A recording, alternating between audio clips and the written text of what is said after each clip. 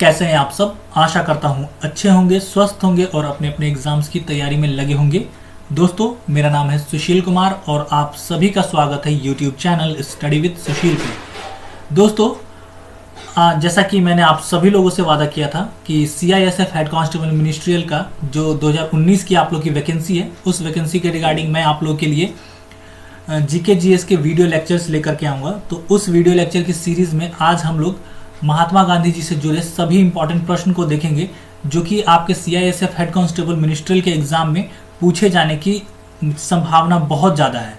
और यहाँ से मुझे लगता है एक या दो क्वेश्चन आप लोग के बनने वाले हैं, क्योंकि दोस्तों CISF हेड कांस्टेबल मिनिस्ट्रियल का जो एग्ज़ाम होगा वो ना ज़्यादा टफ होगा ना ज़्यादा आसान होगा।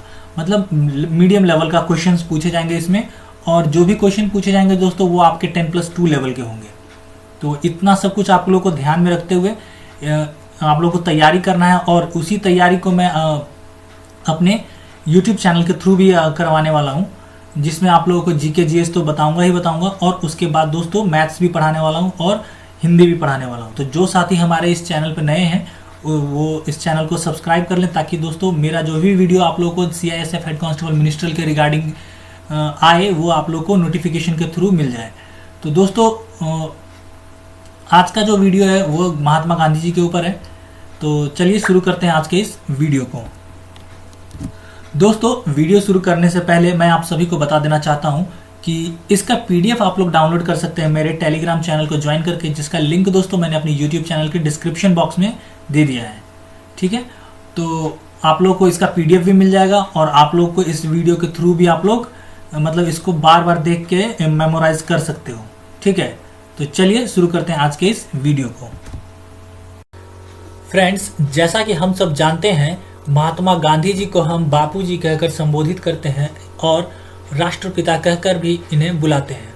तो फ्रेंड्स, चलिए सबसे पहले हम लोग महात्मा गांधी जी से कुछ बेसिक इन्फॉर्मेशन जान लेते हैं, जैसे कि उनका जन्म और उनके माता पिता कौन थे, इससे रिलेटेड। तो सबसे पहला है महात्मा गांधी जी का जन्म कब हुआ था फ्रेंड्स। तो महात्मा गांधी जी का जन्म हुआ था 2 अक्टूबर 1869 ईस्वी को।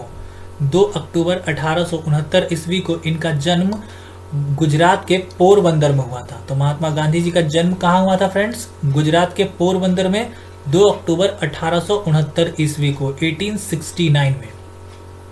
फ्रेंड्स, यह 2 अक्टूबर का दिन ही हम लोग अंतर्राष्ट्रीय अहिंसा दिवस के रूप में भी मनाते हैं। तो आपको ये भी ध्यान रखना है कि 2 अक्टूबर को हम लोग अंतर्राष्ट्रीय अहिंसा दिवस के रूप में भी मनाते हैं। महात्मा गांधी जी के पिता का क्या नाम था फ्रेंड्स? तो महात्मा गांधी जी के पिता का नाम था करमचंद गांधी, और फ्रेंड्स उनकी माता जी का नाम था पुतली बाई।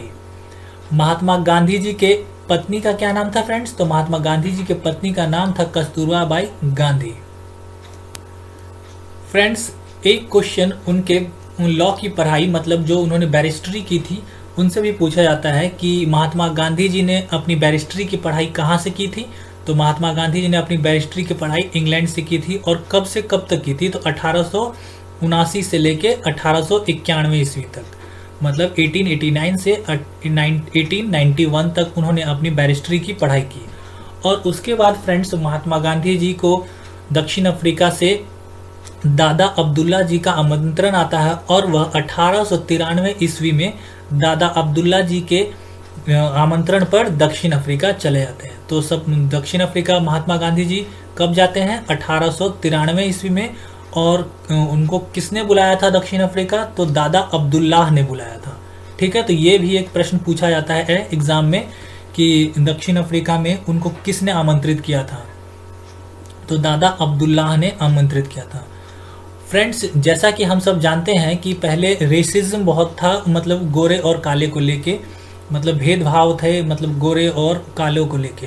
तो वहाँ पे दक्षिण अफ्रीका में गांधी जी के साथ एक रेल कांड हो जाता है, जिसमें गांधी जी को रेलगाड़ी से धक्के मारकर उतार दिया जाता है।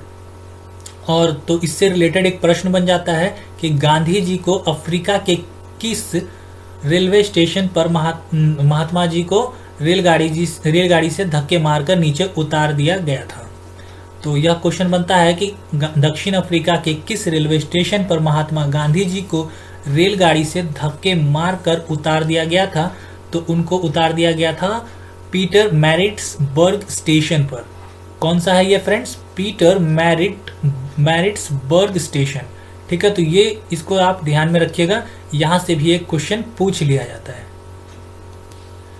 फ्रेंड्स, उस रेल कांड के बाद गांधी जी वहीं दक्षिण अफ्रीका में रहकर कुछ अभियान शुरू करते हैं। उस अभियान के तहत उन्होंने एक संस्था स्थापित की जिसका नाम था नटाल इंडियन कांग्रेस। तो आपसे एग्जाम में पूछा जा सकता है कि 1894 ईस्वी में महात्मा गांधी जी ने दक्षिण अफ्रीका में किस संस्था की स्थापना की थी? तो महात्मा गांधी जी ने 1894 ईस्वी में किस संस्था की स्थापना की थी फ्रेंड्स? तो यह की थी Natal Indian Congress. Natal Indian Congress की स्थापना की थी। किसकी की थी? Natal Indian Congress. 10वां क्वेश्चन है आपका, महात्मा गांधी जी ने 1903 ईस्वी में दक्षिण अफ्रीका से किस अखबार को प्रकाशित किया था? महात्मा गांधी जी ने 1903 ईस्वी में दक्षिण अफ्रीका से किस अखबार को प्रकाशित किया था? तो द इंडियन ओपिनियन। यह प्रश्न कई बार हर एक एग्जाम में पूछा गया है फ्रेंड्स कि द इंडियन ओपिनियन जो कि महात्मा गांधी द्वारा प्रकाशित किया हुआ अखबार था, यह कहां से प्रकाशित हुआ था? तो यह दक्षिण अफ्रीका से प्रकाशित किया गया था। चलिए फ्रेंड्स, अगले क्वेश्चन पे चलते हैं। और एक प्रश्न फ्रेंड्स महात्मा गांधी जी के आश्रम से भी पूछा जाता है जो कि उन्होंने दक्षिण अफ्रीका में बनाया था या शुरू किया था। तो महात्मा गांधी जी ने दक्षिण अफ्रीका में कौन सा आश्रम बनाया था या फिर शुरू किया था? तो उन्होंने शुरू किया था, उस आश्रम का नाम रखा था फिनिक्स आश्रम। क्या था? फिनिक्स आश्रम, जो कि महात्मा गांधी जी ने दक्षिण अफ्रीका में शुरू किया था। उसके बाद फ्रेंड्स 1906 ईस्वी में महात्मा गांधी जी ने प्रथम सत्याग्रह का प्रयोग किया था। तो यह प्रथम सत्याग्रह का जो प्रयोग किया था वह उन्होंने सबसे पहले दक्षिण अफ्रीका में किया था। और कब किया था? तो 1906 ईस्वी में। आपसे यह क्वेश्चन पूछा जा सकता है कि महात्मा गांधी जी द्वारा प्रथम सत्याग्रह का प्रयोग कहाँ किया गया था? तो यह किया गया था दक्षिण अफ्रीका में। दक्षिण अफ्रीका में प्रथम सत्याग्रह का प्रयोग किया गया था। और अगर आपसे यह पूछा जाए एग्जाम में कि महात्मा गांधी जी द्वारा प्रथम सत्याग्रह भारत में कब किया गया था, तो वह बिहार के चंपारण में किया गया था। ठीक है फ्रेंड्स, महात्मा गांधी जी ने दक्षिण अफ्रीका में किस पुस्तक का प्रकाशन किया था? तो दक्षिण अफ्रीका में उन्होंने किस पुस्तक का प्रकाशन किया था? तो उन्होंने किया था स्वराज, हिंद स्वराज का। किसका फ्रेंड्स? हिंद स्वराज का उन्होंने प्रकाशन दक्षिण अफ्रीका में किया था। यह पुस्तक उन्होंने दक्षिण अफ्रीका में लिखी थी, हिंद स्वराज। महात्मा गांधी जी दक्षिण अफ्रीका से भारत कब वापस आए थे? महात्मा गांधी जी दक्षिण अफ्रीका से कब वापस आए थे? तो वह आए थे 9 जनवरी 1915 को। 9 जनवरी 1915 को। और इसी तारीख को फ्रेंड्स, मतलब 9 जनवरी को ही हम लोग भारत में अप्रवासी दिवस के रूप में मनाते हैं। कौन से दिवस के रूप में मनाते हैं? अप्रवासी दिवस। ठीक है फ्रेंड्स, यह अप्रवासी दिवस के रूप में हम लोग 9 जनवरी को मनाते हैं क्योंकि उस समय महात्मा गांधी दक्षिण अफ्रीका से भारत लौटे थे। जैसा कि मैंने पहले आपको बताया, भारत में प्रत्येक वर्ष अप्रवासी दिवस कब मनाया जाता है? तो यह मनाया जाता है 9 जनवरी को। 9 जनवरी। और उस दिन क्या हुआ था? उस दिन 9 जनवरी 1915 ईस्वी को 1915 को महात्मा गांधी जी दक्षिण अफ्रीका से भारत वापस आए थे। महात्मा गांधी जी के राजनीतिक गुरु कौन थे? तो महात्मा गांधी जी के राजनीतिक गुरु थे गोपाल कृष्ण गोखले जी। गोपाल कृष्ण गोखले जी महात्मा गांधी जी के राजनीतिक गुरु थे। गुजरात में महात्मा गांधी जी ने साबरमती आश्रम की स्थापना कब की थी? तो गुजरात में उन्होंने एक आश्रम बनाया, साबरमती आश्रम, जिसकी स्थापना उन्होंने 1916 ईस्वी में की थी। ठीक है फ्रेंड्स, किसे ब्रिटिश सेना ने भर्ती करने वाले सार्जेंट की संज्ञा दी थी? तो फ्रेंड्स, एक क्वेश्चन ये भी बनता है कि किसे ब्रिटिश सेना में भर्ती करने वाले सार्जेंट की संज्ञा दी गई थी। मतलब वो क्या बोलते, महात्मा गांधी जी बोलते थे कि आप उस समय क्या हुआ था, उस समय 1914 में प्रथम विश्व युद्ध चल रहा था। तो प्रथम विश्व युद्ध के दौरान महात्मा गांधी जी अपने कुछ उद्देश्यों को पूरा करने के लिए हमारे यहाँ के मतलब जो भी लोग थे उनको ब्रिटिश सेना में भर्ती करने की वो देते थे, मतलब उनको ब्रिटिश सेना में भर्ती होने का आश्वासन देते थे ताकि वो अपने उद्देश्य में कामयाब हो सके। तो उसी के चलते वहाँ के हमारे यहाँ के लोगों ने ब्रिटिश सेना में भर्ती करवाने वाले सार्जेंट की संज्ञा दी थी किसको, तो महात्मा गांधी जी को दी थी। ठीक है फ्रेंड्स, गांधी जी को चंपारण किसने बुलाया था, तो गांधी जी को चंपारण बुलाया था राजकुमार शुक्ल ने। राजकुमार शुक्ल ने। गांधी जी ने भारत में सर्वप्रथम सत्याग्रह कब चलाया था, तो गांधी जी ने भारत में सर्वप्रथम सत्याग्रह चलाया था 19 अप्रैल 1917 को चंपारण के बिहार के चंपारण से उन्होंने सबसे पहले भारत में 19 अप्रैल 1917 को सत्याग्रह चलाया था। चंपारण सत्याग्रह गांधी जी ने क्यों चलाया था, तो चंपारण सत्याग्रह गांधी जी ने चलाया था तीन कठिया प्रणाली के विरोध में। अब ये फ्रेंड्स आप पूछेंगे ये तीन कठिया प्रणाली क्या होती है। तीन कठिया मतलब 20 कट्ठे की जो जमीन होती है उसका 3 हिस्से पर अंग्रेज लोग जबरन क्या करवा रहे थे, चंपारण में नील की खेती करवा रहे थे। तो नील की खेती करवाने से वहाँ का वो जो जमीन होता था वह बंजर पड़ जाता था। तो लगभग 20 कट्ठे की जमीन पे वह 3 कट्ठे पर क्या करवाते थे, नील की खेती करवाते थे जबरन। तो उसके कारण वहाँ के खेत बंजर पड़ने लग गए थे। तो उसी के विरोध में यह चंपारण सत्याग्रह गांधी जी ने चलाया था। किसने गांधी जी को महात्मा की उपाधि दी थी, किसने गांधी जी को महात्मा की उपाधि दी थी, तो यह दिया था रविंद्रनाथ टैगोर जी ने। रविंद्रनाथ टैगोर जी ने गांधी जी को महात्मा की उपाधि दी थी। तो उसके बदले महात्मा गांधी जी ने रविंद्रनाथ टैगोर को कौन सी उपाधि दी थी, तो रविंद्रनाथ टैगोर को गुरुदेव की उपाधि दी थी। तो यह भी क्वेश्चन पूछा जाता है कि रविंद्रनाथ टैगोर को महात्मा गांधी जी ने क्या कहकर बुलाया था, तो उन्होंने उनको गुरुदेव कहकर बुलाया था। ठीक है friends. Question number 14, Gandhi ji द्वारा अहमदाबाद मिल मजदूर आंदोलन कब शुरू किया गया था, तो गांधी जी द्वारा अहमदाबाद मिल मजदूर आंदोलन 1918 ईस्वी को शुरू किया गया था। 1918 ईस्वी को। भारत में खिलाफत आंदोलन कब प्रारंभ हुआ था, भारत में खिलाफत आंदोलन प्रारंभ हुआ था 1919 ईस्वी को। कब हुआ था, 1919 ईस्वी को। भारत में जो खिलाफत आंदोलन प्रारंभ हुआ था 1919 ईस्वी में, उसको किसने प्रारंभ किया था, तो खिलाफत आंदोलन को प्रारंभ किसने किया था, तो मोहम्मद अली और शौकत अली ने। यह दो भाई हैं जिन्होंने शुरू किया था। मोहम्मद अली और शौकत अली ने खिलाफत आंदोलन को शुरू किया था। गांधी जी द्वारा असहयोग आंदोलन कब चलाया गया था, तो गांधी जी द्वारा असहयोग आंदोलन चलाया गया था 1920 ईस्वी में।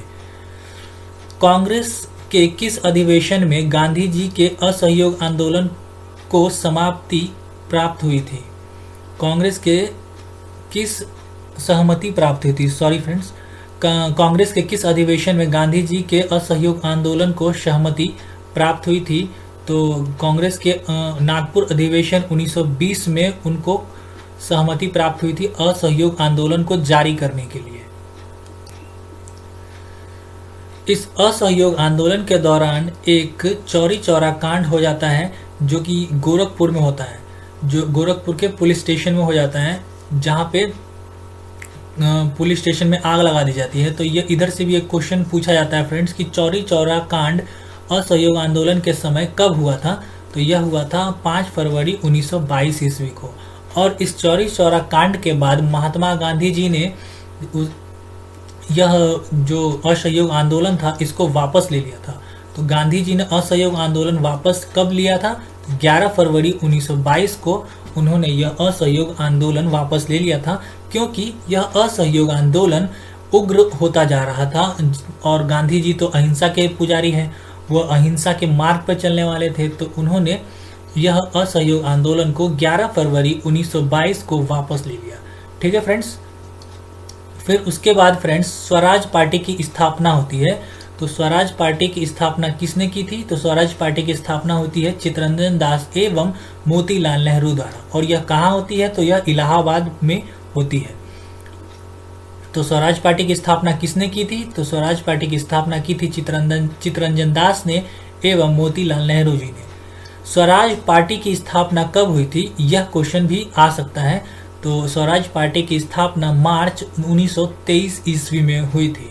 ठीक है फ्रेंड्स, मार्च 1923 ईस्वी में स्वराज पार्टी का गठन हुआ था। और फ्रेंड्स यह स्वराज पार्टी का गठन इसलिए हुआ था क्योंकि गांधी जी का ने जब असहयोग आंदोलन को वापस ले लिया, तब बहुत लोग जो उनके समर्थन में थे वो लोग नाराज हो गए। और उनके यह मतलब इन्होंने जो यह फैसला लिया था कि मैं असहयोग आंदोलन वापस लेता हूँ, उनसे नाराज होकर इन्होंने स्वराज पार्टी की स्थापना कर ली। जिसमें स्वराज पार्टी की स्थापना किसने की? तो चित्तरंजन दास और मोतीलाल नेहरू जी ने। और फ्रेंड्स उसके बाद में एक समझौता हो जाता है गांधी जी और चित्तरंजन दास के बीच, जो बाद में चल के गांधी दास समझौता के नाम से भी जाना जाता है। तो यह बाद में गांधी दास समझौता किसके बीच हुआ था, पूछा जा सकता है प्रश्न। तो यह प्रश्न बनेगा आपका, गांधी दास समझौता चित्तरंजन दास और गांधी जी के बीच 1924 ईस्वी में हुआ था। ठीक है फ्रेंड्स, तो गांधी दास समझौता किसके बीच हुआ था? तो यह चित्तरंजन दास और गांधी जी के बीच हुआ था 1924 ईस्वी में। गांधी जी ने दांडी मार्च कब शुरू किया था? तो गांधी जी ने दांडी मार्च शुरू किया था 12 मार्च 1930 ईस्वी को।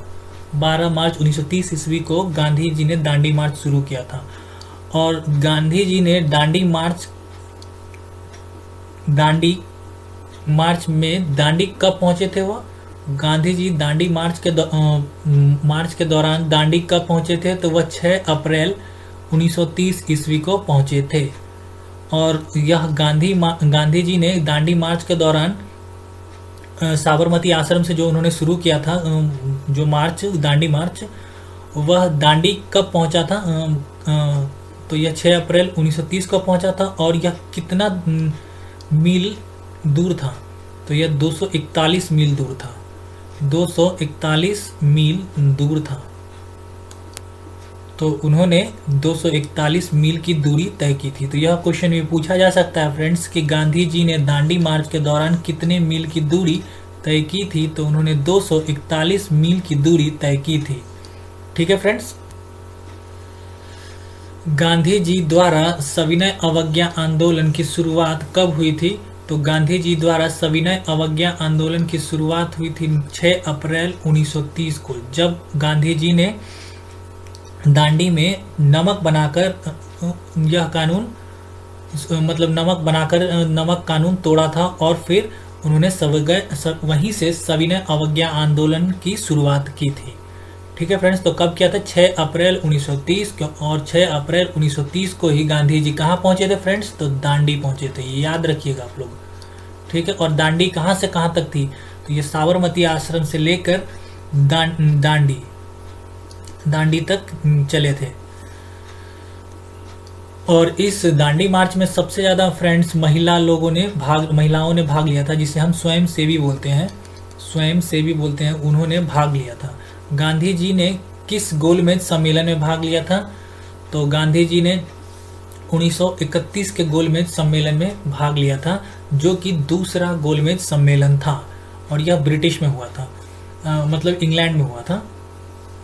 तो कौन कौन से 3 गोलमेज सम्मेलन हुए थे फ्रेंड्स? गोलमेज सम्मेलन हुए थे 1930 में, 1931 में और 1932 में। 1930 में हुआ था फ्रेंड्स पहला गोलमेज, जिसमें मतलब कांग्रेस ने भाग नहीं लिया था। और 1931 में हुआ था दूसरा गोलमेज, जिसमें कांग्रेस ने भाग लिया था। कांग्रेस के प्रत्याशी के रूप में कौन गए थे? गांधी जी गए थे इंग्लैंड। और 1931 में 1932 में तीसरा गोलमेज सम्मेलन हुआ था। तो ये आपको ध्यान रखना है, 1930 में पहला गोलमेज, 1931 में दूसरा और 1932 में तीसरा। और यह तीनों गोलमेज सम्मेलन में अंबेडकर जी ने भाग लिया था। दलितों का नेतृत्व करते हुए अंबेडकर जी ने यह तीनों गोलमेज सम्मेलन में भाग लिया था। तो यह भी क्वेश्चन कभी कभी पूछा जाता है कि तीनों गोलमेज सम्मेलन को किस नेता ने या फिर किसने अटेंड किया था। तो यह भीमराव अंबेडकर जी ने अटेंड किया था। ठीक है फ्रेंड्स। सविनय अवज्ञा आंदोलन के तहत गांधी जी लॉर्ड इरविन के बीच समझौता कब हुआ था। तो गांधी जी और लॉर्ड इरविन के बीच समझौता हुआ था सविनय अवज्ञा आंदोलन के तहत 5 मार्च 1931 को। 5 मार्च 1931 को गांधी जी ने जिस गोलमेज सम्मेलन में भाग लिया था उस समय ब्रिटेन के प्रधानमंत्री कौन थे फ्रेंड्स। तो उस समय ब्रिटेन के प्रधानमंत्री थे रैमजे मैकडोनाल्ड। रैमजे मैकडोनाल्ड उस समय ब्रिटेन के प्रधानमंत्री थे। उस समय ही नहीं फ्रेंड्स, 1930 से लेके 1932 मतलब जो तीनों गोलमेज सम्मेलन हुआ था 1930, 1931 और 1932 में, तो उन तीनों गोलमेज सम्मेलन के दौरान वहाँ के प्रधानमंत्री रैमजे मैकडोनाल्ड ही थे। तो यह क्वेश्चन पूछा जा सकता है कि गोलमेज सम्मेलन के दौरान वहाँ के प्रधानमंत्री कौन थे। तो आप लोग इसका उत्तर रैमजे मैकडोनाल्ड लगाएंगे। चलिए फ्रेंड्स, अगला क्वेश्चन पे बढ़ते हैं। पूना पैक्ट समझौता किसके बीच हुआ था। पूना पैक्ट समझौता किसके बीच हुआ था फ्रेंड्स। तो यह हुआ था गांधी जी और भीमराव अंबेडकर के बीच। पूना पैक्ट समझौता भीमराव अंबेडकर जी और गांधी जी के बीच हुआ था 26 सितंबर 1932 को। जब वह अंबेडकर जी तीसरे गोलमेज सम्मेलन से वापस आए थे तब उनके बीच हुआ था। मतलब गांधी जी और अंबेडकर जी के बीच में दलितों को लेकर यह समझौता हुआ था, पूना पैक्ट समझौता। ठीक है फ्रेंड्स। गांधी जी द्वारा चलाए गए व्यक्तिगत सत्याग्रह में प्रथम सत्याग्रही कौन थे। तो यह क्वेश्चन फ्रेंड बहुत इंपॉर्टेंट हो जाता है क्योंकि यह उन्होंने एक व्यक्तिगत सत्याग्रह चलाया था गांधी जी ने, जिससे रिलेटेड क्वेश्चन पूछे जाते हैं एग्जाम में। तो यह क्वेश्चन है आपका कि गांधी जी द्वारा चलाए गए व्यक्तिगत सत्याग्रह में प्रथम सत्याग्रही कौन थे। तो उनके साथ जो लोग थे उनमें पहले सत्याग्रही कौन थे। तो पहले सत्याग्रही थे विनोबा भावे जी। कौन थे। विनोबा भावे जो पहले सत्याग्रही थे। ठीक है फ्रेंड्स। गांधी जी द्वारा व्यक्तिगत सत्याग्रह कब शुरू किया गया था। तो गांधी जी द्वारा व्यक्तिगत सत्याग्रह 1940 ईस्वी में शुरू किया गया था। गांधी जी द्वारा व्यक्तिगत सत्याग्रह के दूसरे सत्याग्रही कौन थे। तो गांधी जी द्वारा व्यक्तिगत सत्याग्रह के दूसरे सत्याग्रही जवाहरलाल नेहरू जी थे। गांधी जी द्वारा व्यक्तिगत सत्याग्रह को किस नाम से जाना जाता है। तो गांधी जी द्वारा व्यक्तिगत सत्याग्रह को दिल्ली चलो के नाम से जाना जाता है। Very important question friends, very very important question, क्योंकि आप लोग को पता है कि दिल्ली चलो किसने नारा दिया था। तो यह गांधी जी ने नारा दिया था। लेकिन आप लोगों को अगर ये पूछ दिया जाए कि गांधी जी द्वारा व्यक्तिगत सत्याग्रह को किस नाम से जाना जाता है तो यह आप लोग नहीं बता पाओगे। मैक्सिमम केसेस में लोग नहीं बता पाते। यह है इसका आंसर हो जाएगा दिल्ली चलो। ठीक है फ्रेंड्स। किसने कहा था कि ऐसे जियो जैसे कि तुम कल मरने वाले हो और ऐसे सीखो कि तुम हमेशा के लिए जीने वाले हो। तो यह किसने कहा था। तो यह कहा था महात्मा गांधी जी ने। आज़ादी का कोई अर्थ नहीं है यदि इसमें गलतियां करने की आज़ादी शामिल ना हो। यह किसने कहा था। तो यह कहा था महात्मा गांधी जी ने। यह सब बहुत इम्पोर्टेंट कथन है जो महात्मा गांधी जी द्वारा कहे गए हैं फ्रेंड्स। तो आप इनको भी याद रखिएगा। पहले वह आपको अनदेखा करेंगे, फिर भी आप पर हंसेंगे, फिर भी आपसे लड़ेंगे और फिर आपको जिताएंगे। यह किसने कहा था। तो फ्रेंड्स इसको भी महात्मा गांधी जी ने कहा था। मैं आपको फिर से एक बार इसको बता देता हूँ। पहले वह आपको अनदेखा करेंगे, फिर वह आप पर हंसेंगे, फिर वह आपसे लड़ेंगे और फिर आपको जिताएंगे।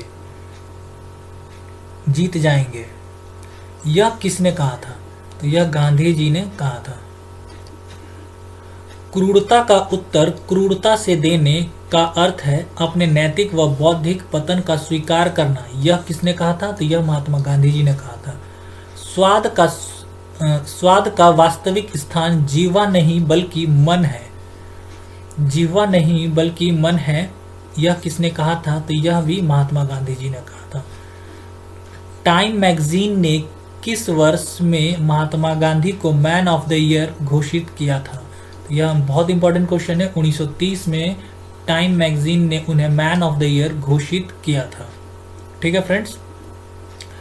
महात्मा गांधी जी ने पोस्ट डेटेड चेक किसे कहा था? महात्मा गांधी जी ने पोस्ट डेटेड चेक किसे कहा था? तो यह क्रिप्स मिशन को कहा था, जो कि 1942 में आया था। किसे बोला था? क्रिप्स मिशन को। किस कारण से गांधी जी ने केसरे हिंद की उपाधि छोड़ दी थी? तो यह किस कारण से छोड़ी थी उन्होंने? जलियांवाला बाग नरसंहार जो हो गया था उसके कारण उन्होंने केसरे हिंद की उपाधि छोड़ दी थी। और यह केसरे हिंद की उपाधि किसने दी थी? तो यह ब्रिटिश सरकार ने उन्हें दी थी, केसरे हिंद की उपाधि, तो उनको वापस कर दिया था। महात्मा गांधी जी ने के निजी सचिव कौन थे? तो महात्मा गांधी जी के निजी सचिव थे माधव देसाई। माधव देसाई महात्मा गांधी जी के निजी सचिव थे। महात्मा गांधी जी के आध्यात्मिक गुरु कौन थे? देखिए फ्रेंड्स, मैंने राजनीतिक गुरु बताया, तो राजनीतिक गुरु गोपाल कृष्ण गोखले जी थे। और यहाँ पे आपसे पूछा जा रहा है कि महात्मा गांधी जी के आध्यात्मिक गुरु कौन थे? तो उनके आध्यात्मिक गुरु थे लियो टॉल्स्टॉय। कौन थे? लियो टॉल्स्टॉय उनके आध्यात्मिक गुरु थे।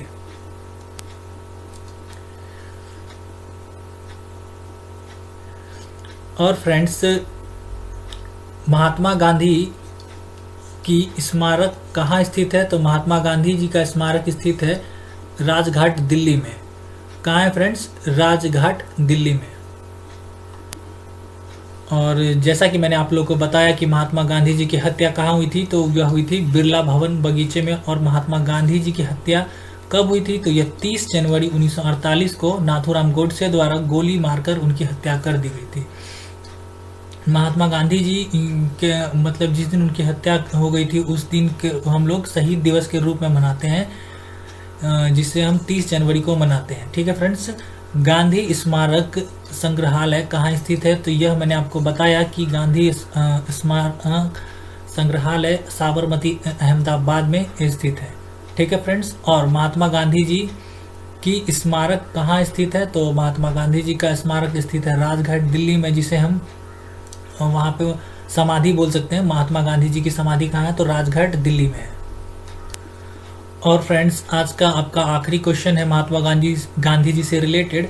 गांधी स्मारक संग्रहालय का डिजाइन किसने तैयार किया था? तो जो कि आपका कहाँ पे है? साबरमती आश्रम में है, अहमदाबाद में है। तो उसका डिजाइन तैयार किया था चार्ल्स कोरिया ने। चार्ल्स कोरिया ने 1998 में तैयार किया था, 1958 में। ठीक है, ये आपको याद रखना है फ्रेंड्स। तो चलिए फ्रेंड्स, आज के लिए बस इतना ही। फिर मिलते हैं अगले वीडियो में। उसके लिए आप मेरे चैनल को सब्सक्राइब कर लें और मेरे नोटिफिकेशन भी बजा दें, ताकि आपको मेरे चैनल पे सभी वीडियो के नोटिफिकेशन सही समय पे मिल सके और सभी वीडियो का नोटिफिकेशन आप लोग को सही समय पे मिल सके। चलिए मिलते हैं अगले वीडियो में। तब तक के लिए जय हिंद, जय भारत, धन्यवाद।